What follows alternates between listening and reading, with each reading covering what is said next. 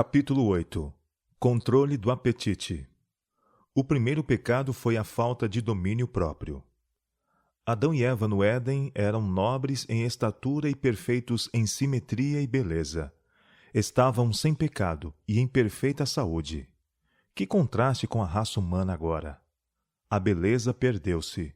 A saúde perfeita é desconhecida. Por toda parte vemos doenças, deformidade e imbecilidade. Perguntei a causa desta extraordinária degenerência e minha atenção foi chamada para o Éden. A maravilhosa Eva foi induzida pela serpente a comer da única árvore que lhes fora ordenado por Deus não comessem, nem mesmo nela tocassem, para que não morressem. Eva tinha tudo para ser feliz. Estava cercada de toda a variedade de frutos. Contudo, o fruto da árvore proibida pareceu-lhe mais desejável do que os frutos de todas as árvores do jardim de que ela podia comer livremente. Foi intemperante em seus desejos. Comeu, e por sua influência seu marido comeu também, e a maldição recaiu sobre ambos. E por causa do pecado deles, a terra foi também amaldiçoada. E desde a queda, a intemperança tem existido sob quase todas as formas. O apetite tem controlado a razão. A família humana tem adotado uma conduta de desobediência e, como Eva, tem sido induzida por Satanás a desrespeitar as proibições de Deus, iludindo-se com a suposição de que as consequências não seriam tão terríveis como se inferira. A família humana tem violado as leis da saúde, chegando ao excesso em quase todas as coisas. As enfermidades têm estado a progredir firmemente. A causa tem se seguido o efeito. Os dias de Noé e os nossos dias. Jesus, assentado no Monte das Oliveiras, deu a seus discípulos instruções concernentes aos dias que deviam preceder sua vinda. Pois assim como foi nos dias de Noé, também será a vinda do Filho do Homem. Porquanto, assim como nos dias anteriores ao dilúvio, comiam e bebiam, casavam e davam-se em casamento, até o dia em que Noé entrou na arca, e não perceberam, senão quando veio o dilúvio e os levou a todos, assim será também a vinda do Filho do Homem. Os mesmos pecados que trouxeram juízos sobre o mundo nos dias de Noé existem em nossos dias. Homens e mulheres levam seus hábitos no comer e beber a tais extremos que terminam em glutonaria e bebedice. Este predominante pecado, a condescendência para com o apetite pervertido, inflamou as paixões dos homens nos dias de Noé e levaram à generalizada corrupção. Violência e pecado alcançaram o céu. Esta contaminação moral foi finalmente varrida da terra por meio do dilúvio. Os mesmos pecados de glutonaria e embriaguez emboltaram a sensibilidade moral dos habitantes de Sodoma, a ponto de parecer que o crime fosse o prazer de homens e mulheres da ímpia cidade. Cristo assim adverte o mundo. O mesmo aconteceu nos dias de Ló. Comiam, bebiam, compravam, vendiam, plantavam e edificavam. Mas no dia em que Ló saiu de Sodoma, choveu do céu fogo e enxofre e destruiu a todos. Assim será no dia em que o Filho do Homem se manifestar. Cristo nos deixou aqui uma importantíssima lição. Ele queria colocar perante nós o perigo de tornar nossos hábitos de comer e beber coisa suprema. Ele apresenta o resultado da não contida tolerância para com o apetite. As faculdades morais são debilitadas, de modo que o pecado não parece ser o que é. O crime é considerado levianamente e as paixões controlam a mente, até que os bons princípios e bons impulsos são erradicados, e Deus é blasfemado. Tudo isto é o resultado de comer e beber em excesso. Esta é a própria condição daquilo que Cristo disse existiria por ocasião de sua segunda vinda. O Salvador nos apresenta alguma coisa mais elevada por que lutar, do que meramente o que comeremos, o que beberemos ou com que nos vestiremos. Comer, beber e vestir-se são levados a tais excessos que se tornam crime. Estão entre os assinalados pecados dos últimos dias e constituem um sinal da breve volta de Cristo. Tempo, dinheiro e força, que pertencem ao Senhor, mas que Ele confia a nós, são gastos em superfluidade no vestir e em luxos do apetite pervertido, que diminuem a vitalidade e trazem sofrimento e ruína. É impossível podermos apresentar a Deus nosso corpo como sacrifício vivo, quando o aviltamos de contínuo com corrupção e enfermidade, em virtude de nossa própria pecaminosa condescendência. Uma das mais fortes tentações que o homem tende a enfrentar é em relação ao apetite. No princípio, Deus fez o homem reto. Ele foi criado com perfeito equilíbrio mental, sendo plena e harmoniosamente desenvolvidos o tamanho e a força de todos os seus órgãos. Mas pela sedução do astucioso inimigo, a proibição de Deus foi desrespeitada e as leis da natureza exercitaram sua plena penalidade. Desde que se rendeu pela primeira vez ao apetite, tem a humanidade aumentado cada vez mais a tolerância para consigo mesma, de maneira que a saúde tem sido sacrificada no altar do apetite. Os habitantes do mundo antediluviano eram intemperantes no comer e beber. Alimentavam-se de carne, embora Deus ainda não houvesse dado ao homem qualquer permissão para ingerir alimento animal. Eles comiam e bebiam até que seu depravado apetite não conhecesse limites, e tornaram-se tão corrompidos que Deus não mais os pôde suportar. O copo de sua iniquidade estava cheio, e ele purificou a terra de sua contaminação moral por meio de um dilúvio. Sodoma e Gomorra. Ao se multiplicarem os homens sobre a terra após o dilúvio, de novo se esqueceram de Deus e corromperam seus caminhos perante ele. Aumentou a intemperança em toda forma, até que quase o mundo todo estava entregue à sua influência. Cidades inteiras tinham sido varridas da face da terra por causa de degradantes crimes e revoltante iniquidade que os fizeram uma mancha sobre o aprazível campo das obras que Deus criara. A satisfação ao apetite antinatural conduziu aos pecados que acarretaram a destruição de Sodoma e Gomorra. Deus atribuiu a queda de Babilônia à sua glutonaria e embriaguez. A condescendência para com o apetite e as paixões fora o fundamento de todos os seus pecados. Esaú vencido pelo apetite. Esaú, seduzido por um prato favorito, sacrificou sua primogenitura para satisfazer ao apetite. Satisfeito seu luxurioso apetite, viu a loucura que cometera, mas não achou lugar para arrependimento, embora o tivesse buscado com diligência e com lágrimas. Muitíssimos há que são como Esaú. Ele representa uma classe que tem uma bênção especial, valiosa ao seu alcance: a herança imortal, a vida que dura tanto quanto a vida de Deus, o Criador do universo, felicidade imensurável e um eterno peso de glória. Mas que tem de tal maneira mostrado complacência para com apetite, paixões e inclinações, que o seu poder de discernir e apreciar o valor das coisas eternas está enfraquecido. Esaú teve um desejo forte, especial, por uma determinada espécie de alimento, e por tanto tempo estava habituado a satisfazer o eu, que não sentiu qualquer necessidade de fugir do prato tentador e cobiçado. Sobre ele pensou, nenhum esforço especial fazendo para restringir o apetite, até que o poder do apetite sobrepôs-se a qualquer outra consideração e controlou-o, imaginando ele que sofreria grande prejuízo, até mesmo a morte, se não conseguisse esse determinado prato.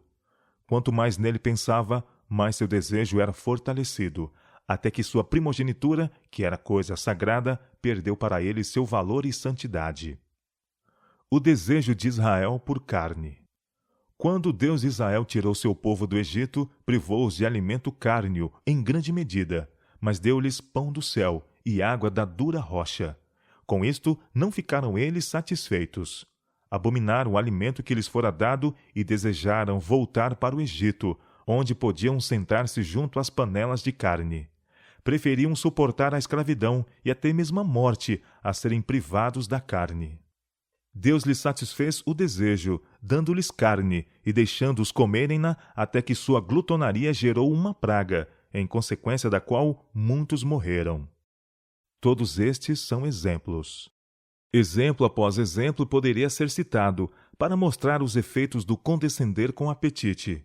A nossos primeiros pais pareceu coisa de pouca importância transgredir a ordem de Deus naquele único ato: comer do fruto de uma árvore tão linda à vista e tão agradável ao paladar. Mas isso rompeu sua fidelidade a Deus e abriu as comportas de um dilúvio de culpa e desgraça que tem inundado o mundo. O mundo hoje. O crime e a doença têm aumentado com cada geração sucessiva.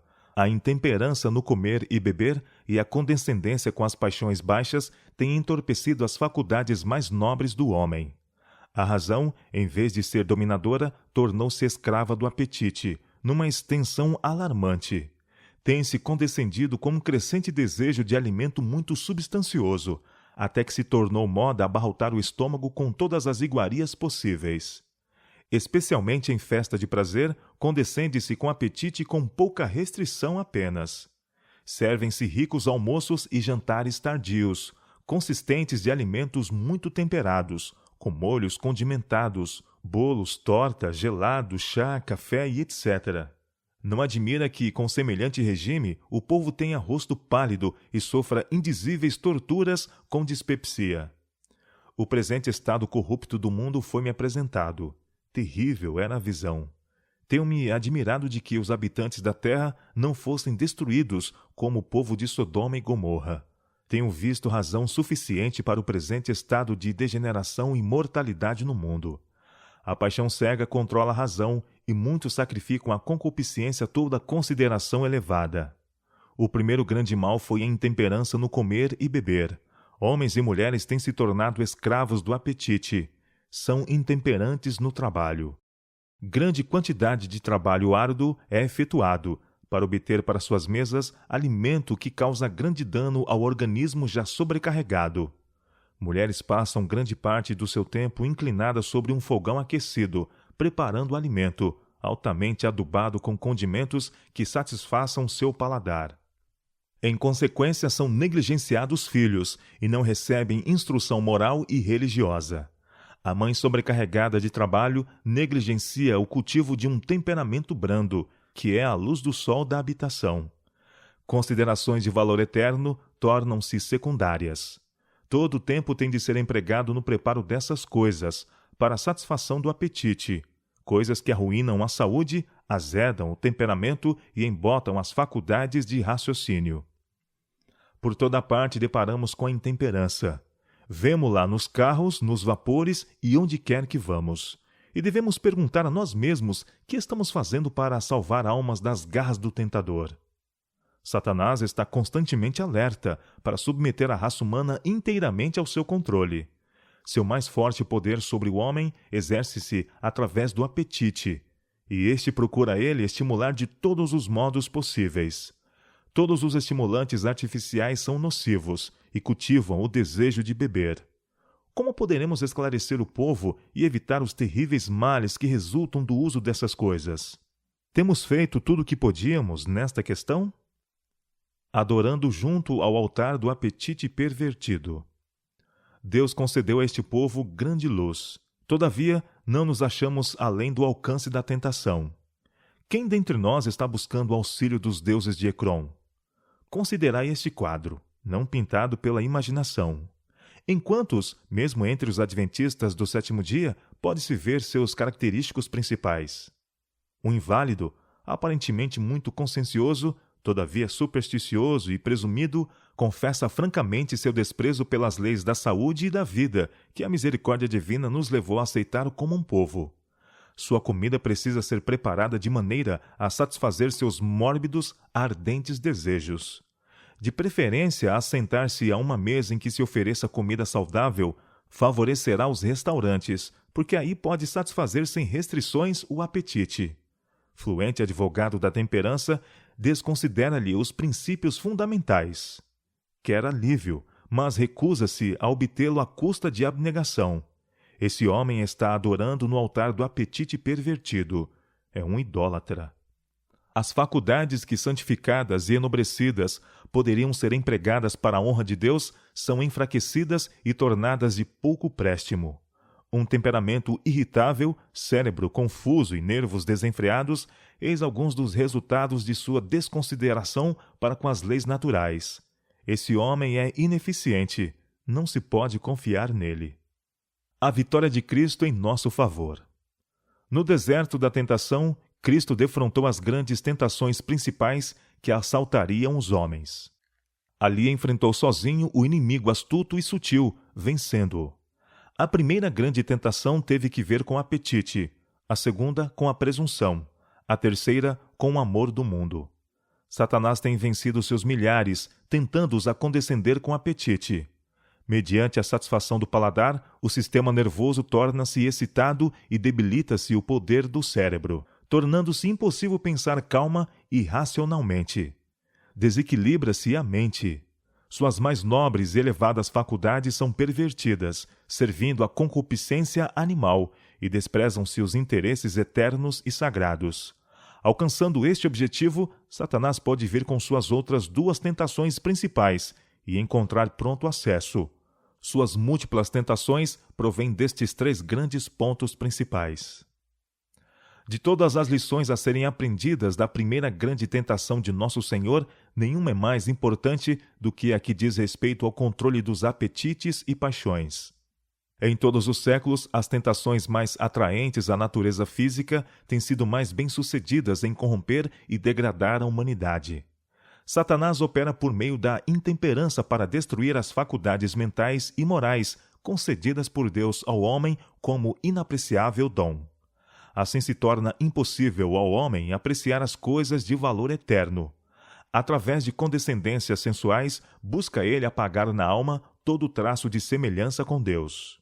As irrefreadas satisfações da inclinação natural e a consequente enfermidade e degradação que existiam ao tempo do primeiro advento de Cristo dominarão de novo, com intensidade agravada, antes de sua segunda vinda. Cristo declara que as condições do mundo serão como nos dias anteriores ao dilúvio, e como em Sodoma e Gomorra. Todas as imaginações dos pensamentos do coração serão más continuamente. Vivemos mesmo ao limiar daquele terrível tempo, e a nós convém a lição do jejum do Salvador. Unicamente pela inexprimível angústia suportada por Cristo podemos avaliar o mal da irrefreada satisfação própria. Seu exemplo nos declara que nossa única esperança de vida eterna é manter os apetites e paixões sob sujeição à vontade de Deus. Olhai para o Salvador. Em nossa própria força, é-nos impossível escapar aos clamores de nossa natureza caída. Satanás traz-nos-á tentações por esse lado. Cristo sabia que o inimigo viria a toda criatura humana para se aproveitar da fraqueza hereditária e, por suas falsas insinuações, enredar todos cuja confiança não se firma em Deus. E, passando pelo terreno que devemos atravessar, nosso Senhor nos preparou o caminho para a vitória. Não é de sua vontade que fiquemos desvantajosamente colocados no conflito com Satanás. Não quer que fiquemos intimidados nem desfalecidos pelos assaltos da serpente. Tende bom ânimo, diz ele, eu venci o mundo. João capítulo 16, verso 33. O que está lutando contra o poder do apetite, olha ao Salvador no deserto da tentação. Veja-o em sua angústia na cruz ao exclamar, tenho sede. Ele resistiu a tudo quanto nos é possível suportar. Sua vitória é nossa. Jesus repousava na sabedoria e força de seu Pai Celeste. Declara, o Senhor Jeová me ajuda, pelo que me não confundo, e sei que não serei confundido. Eis que o Senhor Jeová me ajuda. Mostrando o seu próprio exemplo, diz-nos, quem há entre vós que tema ao Senhor?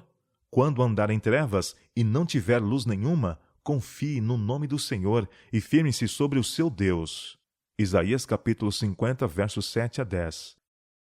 Vem o príncipe do mundo, disse Jesus, e ele nada tem em mim. João capítulo 14, verso 30. Nada havia nele que correspondesse aos sofismas de Satanás. Ele não consentia com o pecado, nem por um pensamento cedia à tentação. O mesmo se pode dar conosco. A humanidade de Cristo estava unida à divindade, estava habilitado para o conflito, mediante a presença interior do Espírito Santo. Ele veio para nos tornar participantes da natureza divina. Enquanto a ele estivermos ligados pela fé, o pecado não mais terá domínio sobre nós.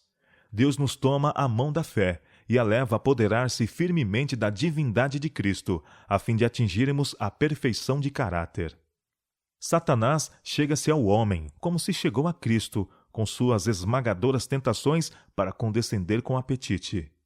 Ele bem conhece seu poder para vencer o homem neste ponto. Na questão do apetite, venceu Adão e Eva no Éden e perderam seu lar feliz. Que cúmulo de miséria e crime tem enchido nosso mundo em consequência da queda de Adão. Cidades inteiras foram apagadas da face da terra, por causa dos degradantes crimes e da revoltante iniquidade que as tornou uma mancha no universo. A condescendência com o apetite foi a base de todos os seus pecados. Cristo iniciou a obra da redenção exatamente onde começou a ruína. Sua primeira prova foi sobre o mesmo ponto em que Adão fracassou.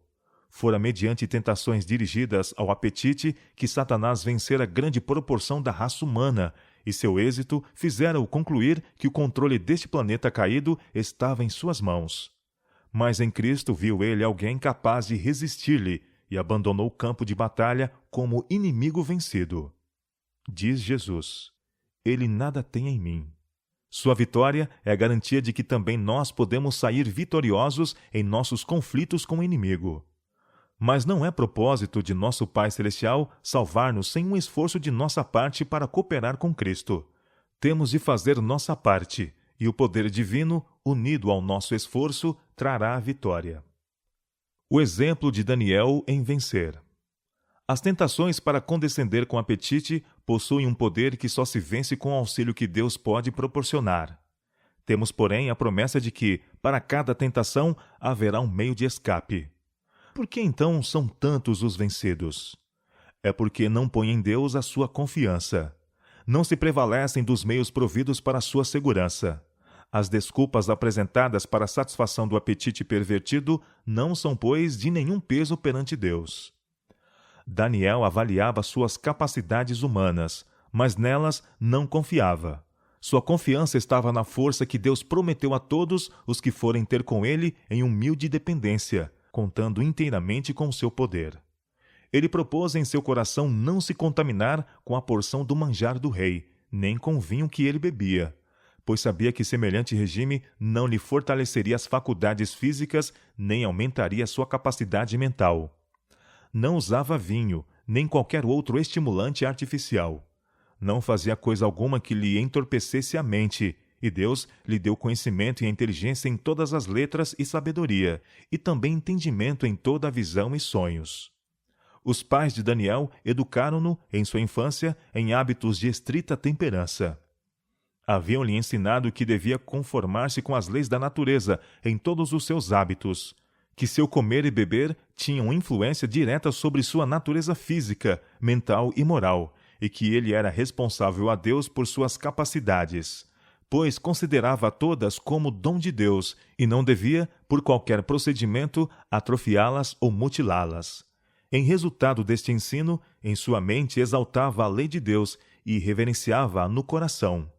Durante os primeiros anos de seu cativeiro, passou Daniel por uma prova severa, que o devia familiarizar com a grandeza da corte, com a hipocrisia e o paganismo.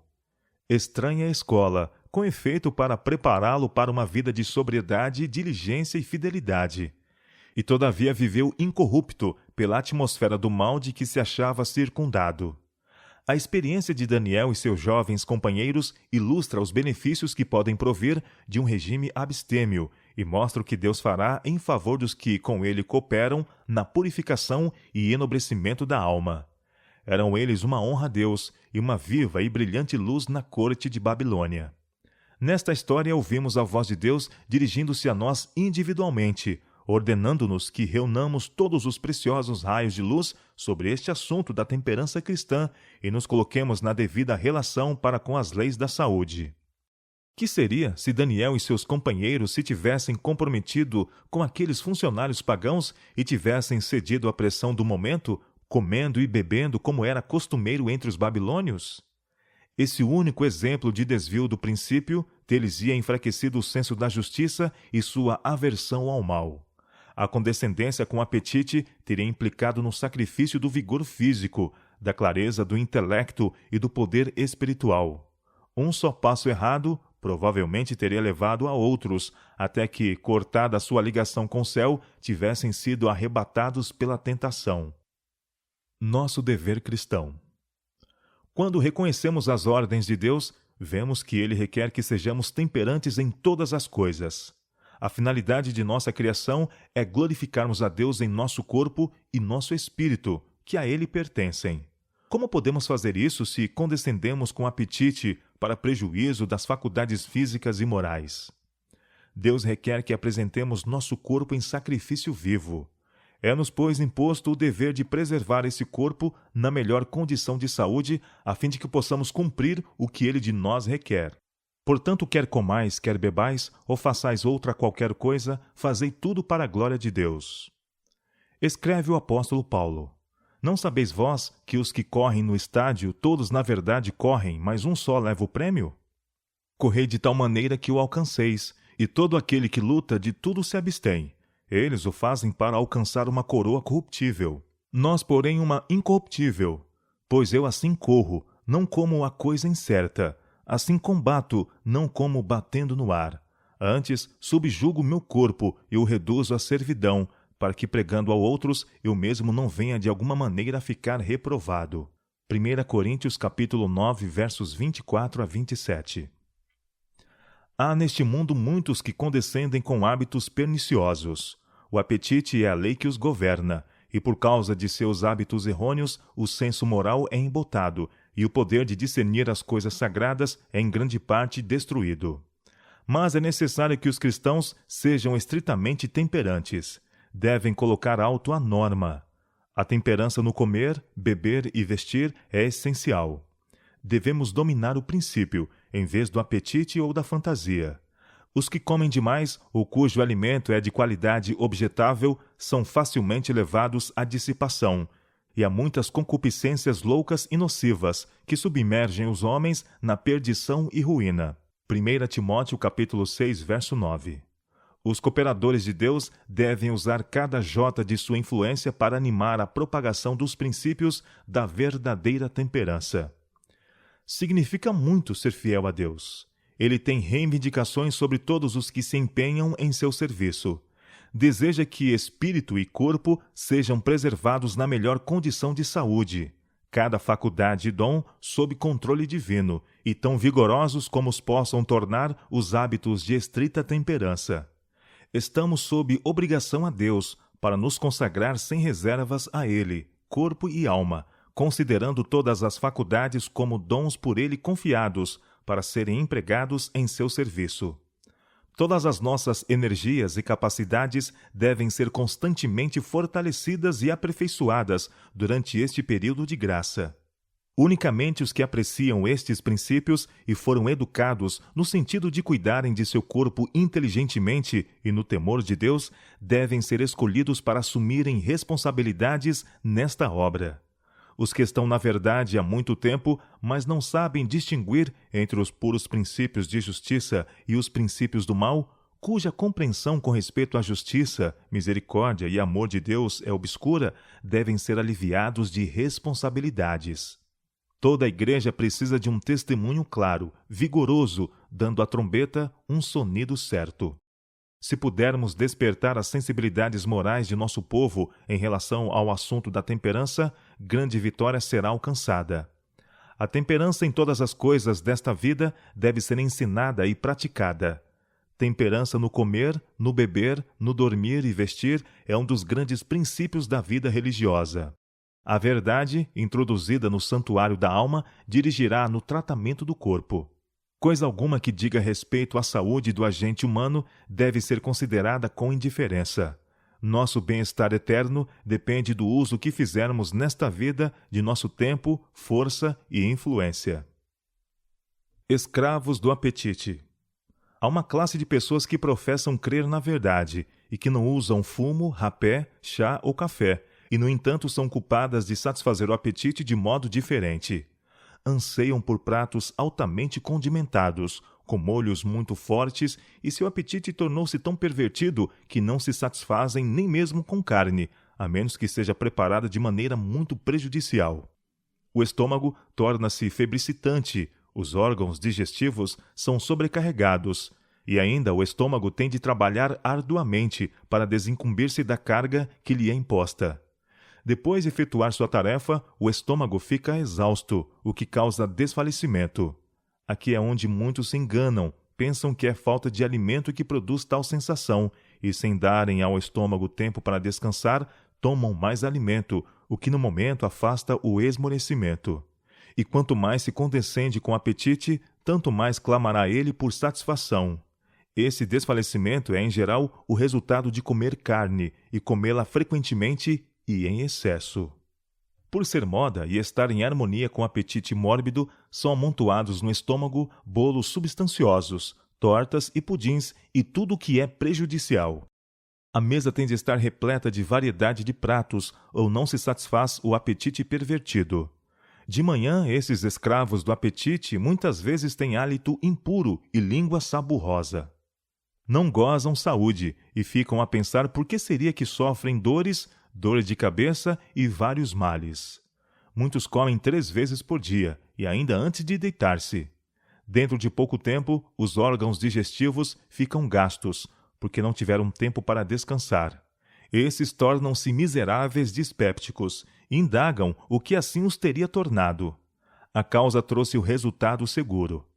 Não se deve jamais tomar a segunda refeição antes que o estômago tenha tido tempo para descansar do trabalho de digerir a refeição anterior. Se quiser tomar uma terceira refeição, seja então leve e várias horas antes do deitar. Muitos são tão devotados à intemperança que, sob consideração nenhuma, mudam seu procedimento de condescender com a glutonaria. Prefeririam sacrificar a saúde e morrer prematuramente a restringir o intemperante apetite. Muitos há que são ignorantes da relação que seu comer e beber tem com a saúde. Pudessem esses ser esclarecidos e talvez tivessem coragem moral para negar-se ao apetite e comer mais comedidamente e unicamente da espécie de alimento saudável, poupando-se, por seu procedimento, grande quantidade de sofrimento. Educar o apetite. Pessoas que têm cedido ao apetite para comer livremente carne, molhos altamente condimentados e várias espécies de substanciosos bolos e conservas não se satisfazem imediatamente com um regime simples, saudável e nutritivo. Seu paladar está tão pervertido que não tem apetite para um regime saudável de frutas, pão simples e verduras. Nem devem esperar que logo ao princípio sintam prazer em alimento tão diverso daquele com que condescenderam alimentar-se. Se não podem desde o princípio ter prazer em alimentos simples, devem jejuar até que tenham. Esse jejum se lhes demonstrará de maior benefício do que os remédios, pois o abusado estômago encontrará o repouso de que havia tanto necessitava, e a verdadeira fome se satisfará com um regime simples. Levará tempo para o paladar recuperar-se dos abusos que sofreu e voltar ao seu tom natural. Mas a perseverança na adoção de um regime abnegado de comer e beber bem depressa tornará agradável o alimento simples e saudável, e logo este será ingerido com maior satisfação do que frui o gastrônomo com suas ricas iguarias. O estômago assim não fica febril e sobrecarregado de alimentos, mas acha-se em condição sadia, podendo de pronto efetuar sua tarefa. Não deve haver demora na reforma.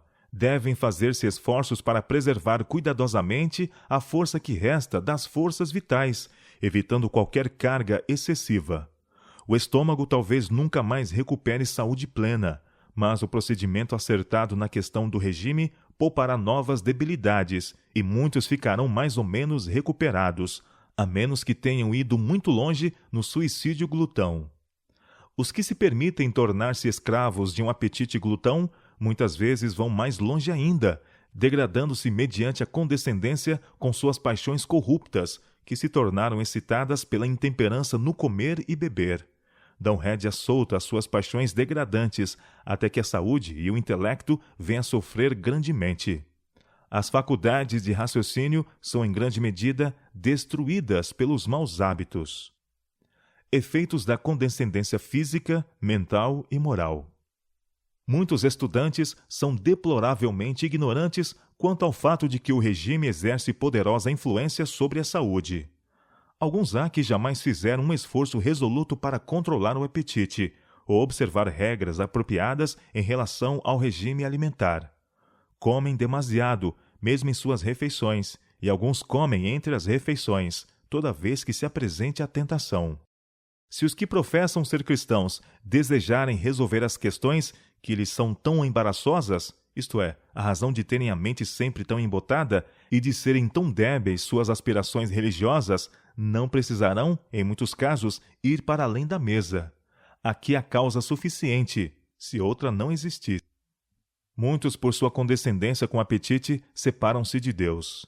Aquele que nota a queda de um pardal, que conta os próprios cabelos de nossa cabeça, anota o pecado dos que condescendem com o apetite pervertido, à expensa do enfraquecimento das forças físicas, do embotamento do intelecto e do amortecimento das percepções morais.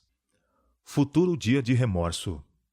Muitos se incapacitam para o trabalho, mental e fisicamente, pelo excesso em comer e pela satisfação de paixões concupiscentes.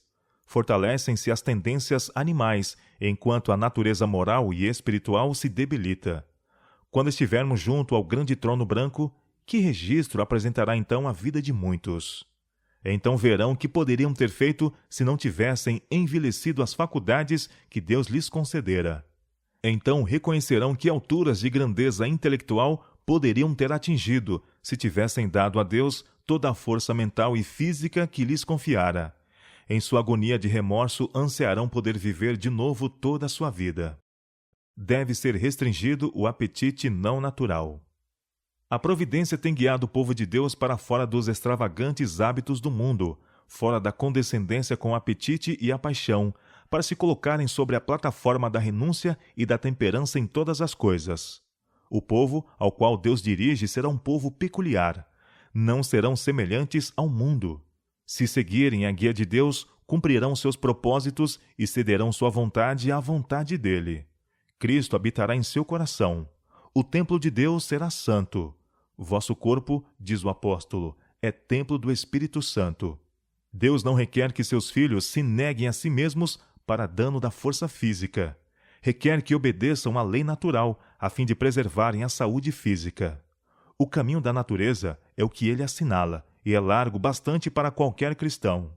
Com mão pródiga proveu-nos Deus rica e variada abundância, para nosso sustento e prazer. Para fruirmos apetite natural que conserve a saúde e prolongue a vida, ele restringe o apetite. Diz ele: cuidado, refreie, negue o apetite não natural. Se criamos um apetite pervertido, violamos as leis de nosso ser e assumimos a responsabilidade pelo abuso de nosso corpo e a inflição de doenças sobre nós. Os que têm sido instruídos com relação aos efeitos prejudiciais do uso da alimentação cárnea, do chá e do café, bem como de comidas muito condimentadas e que estão resolvidos a fazer com Deus um concerto com o sacrifício, não hão de continuar a satisfazer o seu apetite com alimentos que sabem ser prejudiciais à saúde. Deus requer que o apetite seja dominado e se pratique a renúncia no tocante às coisas que fazem mal. É esta uma obra que tem de ser feita antes que o povo de Deus possa ser apresentado diante dele perfeito. Deus não mudou nem se propõe a mudar nosso organismo físico, a fim de que possamos violar uma única lei sem sentir os efeitos de sua violação.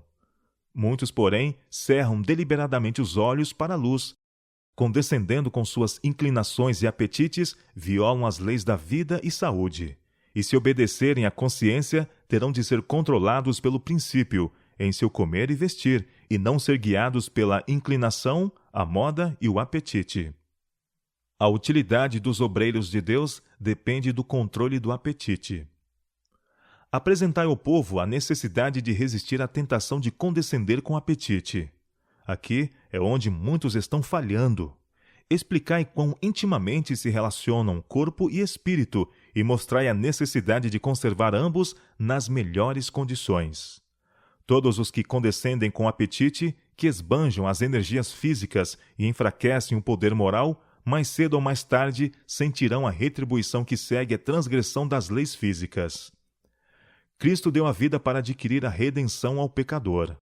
O Redentor do mundo sabia que a condescendência com o apetite estava acarretando a debilidade física e embotando as faculdades perceptivas, de modo que as coisas sagradas e eternas não podiam ser discernidas. Sabia ele que a condescendência consigo mesmo estava pervertendo as faculdades morais e que a grande necessidade do homem era a conversão, do coração, espírito e alma, da vida de condescendência própria para outra de abnegação e sacrifício. Queira o Senhor ajudar-vos, como servo seu, a apelar para os pastores e despertar as igrejas adormecidas. Estejam em harmonia vossos labores como médico e pastor. Para isso é que são estabelecidos nossos sanatórios, para pregar a verdade da verdadeira temperança. Como um povo, temos de reformar-nos, e especialmente os pastores e professores da palavra carecem de reformar-se. Sou instruída a dizer a nossos pastores e aos presidentes de nossas associações: vossa utilidade como obreiros de Deus na obra de recuperar almas a perecer depende muito de vosso êxito em vencer o apetite. Vencei o desejo de satisfazer ao apetite, e se isto fizerdes, vossas paixões serão controladas facilmente. Serão então mais fortes vossas faculdades mentais e morais. Eles o venceram pelo sangue do Cordeiro e pela palavra do seu testemunho. Apelo a um coobreiro. O Senhor vos escolheu para fazerdes a sua obra, e se trabalhardes cuidadosamente, prudentemente, e puserdes vossos hábitos de comer em estrito controle de conhecimento e da razão, tereis muito mais horas agradáveis e confortáveis do que se agirdes imprudentemente. Aplicai os freios, ponde sob estrita guarda vosso apetite, e então deixai-vos nas mãos de Deus. Prolongai vossa vida pela cuidadosa supervisão de vós mesmos. A abstinência aumenta o vigor. Os homens que se empenham em dar ao mundo a última mensagem de advertência, mensagem destinada a decidir o destino das almas, devem, em sua própria vida, fazer uma aplicação prática das verdades que pregam aos outros. Devem ser exemplos ao povo em seu comer e beber e em sua casta conversa e comportamento. A glutonaria, a condescendência com as paixões baixas e pecados ofensivos são por muitos professos representantes de Cristo através do mundo ocultados sob as vestes da santidade. Há homens de excelentes habilidades naturais cujo trabalho não realiza a metade do que poderia realizar se fossem temperantes em todas as coisas. A condescendência com apetite e paixão embota a mente, diminui a força física e enfraquece o poder moral. Seus pensamentos não são claros, suas palavras não são proferidas com poder, não são vitalizadas pelo Espírito de Deus, de modo que alcancem o coração dos ouvintes. Como nossos primeiros pais perderam o Éden por causa da condescendência com apetite, nossa única esperança de recuperar o Éden está na firme negação do apetite e da paixão. A abstinência no regime e o controle de todas as paixões preservará o intelecto e dará vigor mental e moral, habilitando os homens a colocarem todas as suas propensões sob o controle das faculdades mais elevadas e a discernir entre o direito e o errado, entre o sagrado e o comum. Todos os que têm uma verdadeira intuição do sacrifício feito por Cristo, ao deixar seu lar no céu, para vir a este mundo, a fim de que pudesse, por sua própria vida, mostrar ao homem como resistir à tentação, prazerosamente se negarão a si mesmos, escolhendo ser participantes de Cristo em seus sofrimentos. O temor do Senhor é o princípio da sabedoria. Os que vencem, como Cristo venceu, precisarão guardar-se constantemente contra as tentações de Satanás. O apetite e as paixões devem ser refreados e postos sob o controle de uma consciência esclarecida, para que o intelecto possa ficar equilibrado, as faculdades perceptivas claras, de modo que as operações de Satanás e suas ciladas não sejam interpretadas como sendo a providência de Deus. Muitos desejam a recompensa final e a vitória que hão de ser dadas aos vencedores, mas não estão dispostos a suportar a labuta, privações e a negação de si mesmos, como fez seu Redentor. É unicamente pela obediência e contínuo esforço que seremos vencedores como Cristo venceu. O dominador poder do apetite demonstrar-se-á a ruína de milhares. Quando se houvessem vencido neste ponto, teriam tido poder moral para alcançar a vitória sobre todas as outras tentações de Satanás. Mas os que são escravos do apetite falharão em aperfeiçoar um caráter cristão. A contínua transgressão do homem por 6.000 anos trouxe como seus frutos doença, dor e morte. E ao nos aproximarmos do fim do tempo, as tentações de Satanás para condescendermos com o apetite serão mais poderosas e mais difíceis de ser vencidas. Relação dos hábitos para com a santificação. É impossível a quem quer que seja fruir a bênção da santificação enquanto for egoísta e glutão. Estes gemem sob um peso de enfermidades por causa dos maus hábitos em comer e beber, que fazem violência às leis da vida e saúde. Muitos estão enfraquecendo seus órgãos digestivos pela condescendência com o apetite pervertido. mas o persistir nos maus hábitos de comer e beber, em excesso, debilitará todas as funções do corpo. Que essas pessoas debilitadas considerem o que poderiam ter sido se tivessem vivido temperantemente e promovido a saúde em vez de abusar dela. Na satisfação do apetite pervertido e da paixão, mesmo os professos cristãos mutilam a natureza em sua obra e diminuem a força física, mental e moral.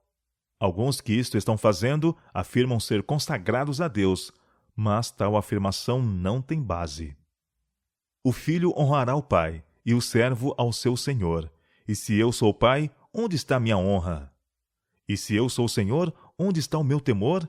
Diz o Senhor dos exércitos a vós, ó sacerdotes, que desprezais o meu nome e dissestes: em que desprezamos nós o teu nome? Ofereceis sobre meu altar pão imundo, e dizeis: em que te havemos profanado? Nisto que me dizeis: a mesa do Senhor é desprezível. Porque quando trazeis animal cego para o sacrificardes, não faz mal. E quando ofereceis o coxo ou o enfermo, não faz mal. Ora, apresenta-o ao teu príncipe. Terá ele agrado em ti? Ou aceitará ele a tua pessoa? Diz o Senhor dos exércitos. Agora, pois, suplicai o favor de Deus, e ele terá piedade de nós. Isto veio da vossa mão. Aceitará ele a vossa pessoa? Diz o Senhor dos exércitos. Demos cuidadosa atenção a estas advertências e repreensões. Embora dirigidas ao Israel antigo, não menos são aplicáveis ao povo de Deus de hoje. E devemos considerar as palavras do apóstolo, nas quais ele apela para os seus irmãos, a fim de que, pelas misericórdias de Deus, apresentem seu corpo em sacrifício vivo, santo e agradável a Deus. Esta é a verdadeira santificação. Não é mera teoria ou emoção, ou uma fórmula de palavras, mas um vivo e ativo princípio que penetra na vida cotidiana. Requer que nossos hábitos de comer, beber e vestir sejam de modo que facultem a preservação da saúde física, mental e moral, a fim de que possamos apresentar ao Senhor nosso corpo, não como oferta corrompida por hábitos errados, mas sacrifício vivo, santo e agradável a Deus. Que ninguém que professe piedade considere com indiferença a saúde do corpo, e se lisonjeie pensando não ser pecado a intemperança e não afetar sua espiritualidade. Existe íntima afinidade entre a natureza física e a moral. Requer-se decisão de caráter.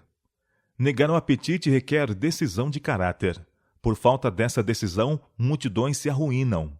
Fracos, maleáveis, fáceis de ser guiados, muitos homens e mulheres fracassam completamente quanto a tornar-se aquilo que Deus deseja que sejam. Os que são destituídos de decisão de caráter não podem ter êxito na tarefa diária de vencer. O mundo está cheio de homens e mulheres embrutecidos, intemperantes e débeis mentais, e quão difícil lhes é tornarem-se cristãos genuínos. Que diz o grande médico missionário? Se alguém quiser vir após mim, renuncie-se a si mesmo, tome sobre si a sua cruz e siga-me. É obra de Satanás tentar os homens a tentar seus semelhantes. Ele se esforça por induzir os homens a serem cobreiros seus em sua obra de destruição. Esforça-se por levá-los a entregar-se tão cabalmente à condescendência com apetite e às excitantes diversões e loucuras que a natureza humana anseia, mas que a palavra de Deus proíbe decididamente, que podem ser postos na categoria de seus auxiliares, a trabalhar com ele a fim de destruir a imagem de Deus no homem. Pelas fortes tentações de principados e potestades, muitos são enredados. Escravos do capricho do apetite, tornam-se embrutecidos e degradados. Ou não sabeis que o vosso corpo é o templo do Espírito Santo, que habita em vós, proveniente de Deus, e que não sois de vós mesmos? Porque fostes comprados por bom preço, glorificai, pois, a Deus no vosso corpo e no vosso espírito, os quais pertencem a Deus. Os que têm a constante intuição de se acharem nesta relação para com Deus não colocarão no estômago alimento que agrade o apetite, mas faça mal aos órgãos digestivos. Não arruinarão a propriedade de Deus condescendendo com hábitos impróprios de comer, beber ou vestir. Tomarão grande cuidado com a máquina humana, reconhecendo que isto devem fazer a fim de trabalhar em parceria com Deus. Ele deseja que sejam sadios, felizes e úteis. Para isto serem, porém, devem colocar a sua vontade ao lado da vontade de Deus. Sedutoras tentações de ceder à concupiscência da carne, à concupiscência dos olhos e à soberba da vida hão de ser encontradas a cada passo. O exercício do firme princípio e o estrito controle dos apetites e paixões, em nome de Jesus, o vencedor, tão somente nos conduzirão em segurança através da vida. A fútil tentativa de reformar-se gradualmente. Dizem alguns, quando se faz um empenho em esclarecê-los neste ponto: uso de bebidas alcoólicas e fumo. Deixarei pouco a pouco. Satanás, porém, ri-se ante semelhantes decisões. Diz ele: estão seguros em meu poder. Neste terreno não tenho receio quanto a eles. Ele sabe, porém, que não tem poder sobre o homem, que quando os pecadores o incitam, tem coragem moral para dizer positiva e categoricamente: não. Semelhante pessoa despediu a companhia do maligno, e enquanto se apega a Cristo, está seguro. Acha-se onde anjos celestiais se podem comunicar com ele, concedendo-lhe poder moral para vencer. O apelo de Pedro. O apóstolo Pedro compreendia a relação entre a mente e o corpo, e ergueu a voz em advertência aos seus irmãos. Amados, peço-vos como a peregrinos e forasteiros, que vos abstenhais das concupiscências carnais que combatem contra a alma. Muitos consideram este texto como advertência contra a licenciosidade tão somente. Tem, porém, sentido mais amplo. Proíbe toda a satisfação prejudicial do apetite ou paixão. Todo apetite pervertido torna-se uma concupiscência que combate contra a alma. O apetite foi-nos dado para um bom propósito, não para tornar-se ministro da morte mediante a sua perversão, degenerando assim nas concupiscências que combatem contra a alma. A força da tentação para condescender com o apetite só pode ser medida pela inexpressível angústia de nosso Redentor naquele longo jejum no deserto. Sabia ele que a condescendência com o apetite pervertido de tal modo embotaria as percepções do homem que não discerniria as coisas sagradas. Adão caiu pela condescendência com o apetite. Cristo venceu pela negação do apetite. E nossa única esperança de reaver o Éden está no firme domínio próprio. Se o poder da condescendência com apetite era tão forte sobre os homens que, para lhe quebrar as garras, o divino Filho de Deus, em favor do homem, teve de suportar um jejum de quase 6 semanas, que tarefa se depara ao cristão? Entretanto, por grande que seja a luta, ele pode vencer. Pelo auxílio daquele poder divino que resistiu às mais ferozes tentações que Satanás podia inventar, ele também pode ter inteiro êxito em sua guerra contra o mal e poderá, no final, ter na fronte a coroa do vencedor no reino de Deus. Pelo poder da vontade e a graça de Deus. Pelo apetite, Satanás controla a mente e o ser todo. Milhares que poderiam ter vivido passaram para o túmulo como destroços físicos, mentais e morais, porque sacrificaram todas as suas faculdades à condescendência com o apetite. É hoje muito maior do que era várias gerações atrás a necessidade dos homens desta geração de chamar em seu auxílio o poder da vontade, fortalecido pela graça de Deus, a fim de resistir às tentações de Satanás e opor-se à menor condescendência com o apetite pervertido. Mas a geração atual tem menos poder de domínio próprio do que tinham os que viviam naquele tempo. Poucos são os que têm força moral para resistir à tentação, especialmente quanto ao apetite, e para praticar a renúncia. Para alguns, é demasiado forte para ser resistida a tentação de ver outros tomarem a terceira refeição, e imaginam estar com fome quando essa sensação não é um pedido do estômago para se alimentar, mas um desejo da mente que não foi fortalecida mediante princípio firme e disciplinada na negação própria. Os muros do domínio próprio e da restrição própria em nenhum caso devem ser enfraquecidos e derrubados. Paulo, o apóstolo aos gentios, diz: subjugo meu corpo e o reduzo à servidão, para que, pregando a outros, eu mesmo não venha de alguma maneira a ficar reprovado. Os que não vencem em coisas pequeninas não terão poder moral para resistir às tentações maiores. Considerai cuidadosamente vosso regime. Estudai das causas para os efeitos. Cultivai o domínio de vós mesmos. Mantende o apetite sob o domínio da razão. Nunca abuseis do estômago, comendo excessivamente, mas não vos priveis da comida saudável e saborosa que a saúde exige. Em vossa associação com incrédulos, não vos permitais desviar-vos dos retos princípios. Se vos sentais à sua mesa, comei temperantemente, e só de alimento que não confunda a mente. Guardai-vos da intemperança. Não podeis enfraquecer vossas faculdades mentais ou físicas, sem vos tornardes incapazes para discernir as coisas espirituais. Conservai a mente em tal estado que Deus possa impressioná-la com as preciosas verdades de sua palavra. Questão de coragem moral. Alguns de vós parecem desejar que alguém lhes diga quanto devem comer. Não deveria ser assim. Cumpre-nos proceder de um ponto de vista moral e religioso. Devemos ser temperantes em tudo, pois uma coroa incorruptível, um tesouro celeste se acha diante de nós. E agora desejo dizer a meus irmãos e irmãs que eu teria força moral para tomar uma atitude e governar-me a mim mesma. Não delegaria isto a outras pessoas. Comeis em excesso, e depois vos arrependeis e ficais a pensar no que comestes e bebestes. Comeis simplesmente o que mais convém, e ide adiante, sentindo-vos sem culpa diante do céu, sem remorsos de consciência. Não cremos na completa remoção de tentações, seja de crianças, seja de adultos. Todos nós temos diante de nós uma luta, e cumpre-nos permanecer na atitude de resistir às tentações de Satanás. E precisamos saber que possuímos em nós mesmos poder para fazer isto. É-me dada uma mensagem para vos transmitir. Comei em períodos regulares. Mediante hábitos errôneos de comer, estai-vos preparando para o sofrimento futuro.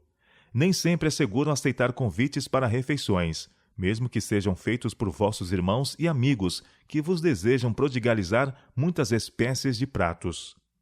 Sabeis que podeis comer 2 ou 3 espécies de alimento numa refeição, sem dano para vossos órgãos digestivos.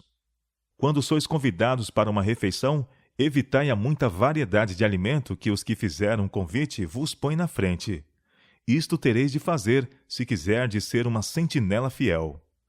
Quando nos é colocado à frente alimento que, se for tomado, causaria aos órgãos digestivos horas de trabalho árduo, não devemos, se tomarmos esse alimento, culpar das consequências os que nolo põem à frente. Deus espera que decidamos por nós mesmos comer tão somente o alimento que não cause sofrimento aos órgãos digestivos. Vitória mediante Cristo. Cristo feriu a batalha no terreno do apetite e saiu vitorioso, e nós também podemos vencer, pelo poder dele recebido. Quem entrará pelas portas da cidade? Não os que declaram não poder romper com a força do apetite. Cristo resistiu ao poder daquele que nos queria prender em escravidão. Conquanto enfraquecido por seu longo jejum de 40 dias, resistiu ele à tentação, provando por esse ato que nossos casos não são sem esperança. Bem sei que não podemos alcançar sozinhos a vitória, e quão gratos devemos ser por termos um Salvador vivo, pronto e disposto para nos ajudar. Uma vida nobre e pura, uma vida vitoriosa sobre o apetite e a concupiscência, é possível a todo aquele que quiser unir a sua vontade humana, fraca e vacilante, à onipotente e inabalável vontade de Deus.